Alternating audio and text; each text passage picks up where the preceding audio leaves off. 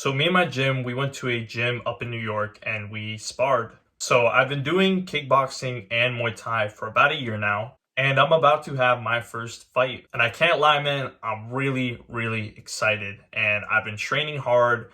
I just started camp up and I've been going 5, 6 days a week, just grinding, grinding, grinding. So this fight that I'm doing is called a smoker, and it's something that you take before amateurs. So like amateur kickboxing and Muay Thai are pretty difficult. So what people do is they do smokers, which is pretty much where you go up against other people's gyms. It's pretty much a match. It's considered like an exhibition, right? But not really. It's an actual fight technically. But the difference is you're going up against different gyms, and you use like 16-ounce gloves and shin guards and all that, but it's still technically a fight. So I've been preparing for that. That fight's in 2 months from now, and like I said, I'm really excited. And right now I'm doing dieting and all that so that I can burn off fat. Right now I weigh a good 172, 173, but I'm thinking of maybe fighting at 160, maybe even 155. So I can't lie, it's really exciting. And today we went out and we sparred, and let me tell you, I got beaten up kind of badly. Not really. There were people I went up against because I've actually sparred before multiple times. I've only really done like hard spars though, like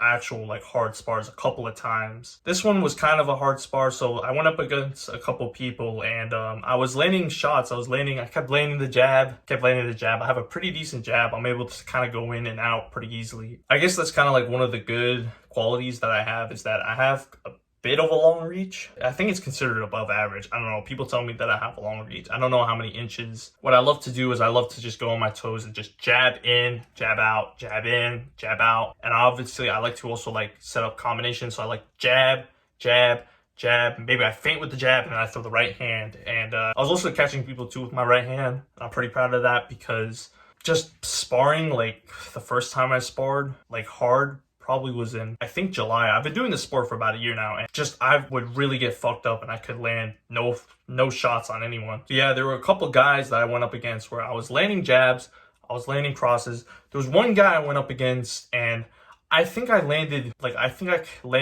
one or two jabs and a right hand, but this guy just kept jabbing me to the face, had a really good jab, kept jabbing me. A problem that I do have is sometimes I don't move myself right away when I throw a punch. So sometimes I just stay inside when I throw that jab. I don't do any sort of movement. I kind of just stand still. So sometimes I can be a bit of a punching bag, and the other opponent can just punch me, they can just throw their jabs. So this one guy was hitting me with a couple hard jabs, and they kind of hurt a little bit, but it was all good. And also with kicks as well, I was throwing a pretty good amount of kicks. I have a pretty powerful right kick, at least that's what I think. I can do pretty good low kicks with my right leg, as well as body shots. And then I went up against this one bald guy. This one fucking bald guy, and he fucked me up. He really, really fucked me up. He kept throwing his right hand, and I kept trying to jab him, but my man had really slick defense and was able to block really easily. He just threw his right hand,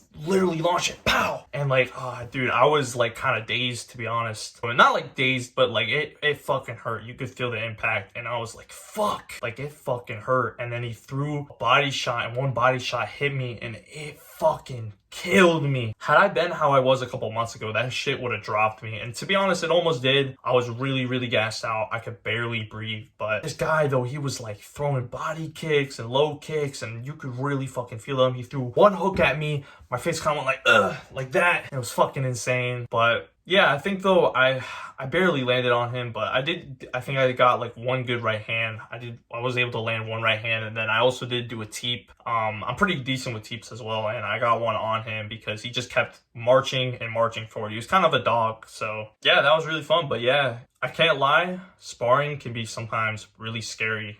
It can be really, really fucking hard. I want to tell you guys, sometimes you got to face your fears. Sometimes it's okay to be uncomfortable. It's okay to be in pain or be in some sort of discomfort, because that discomfort, that pain is only going to make you better. It's only going to make you a better man. And it's okay to be scared.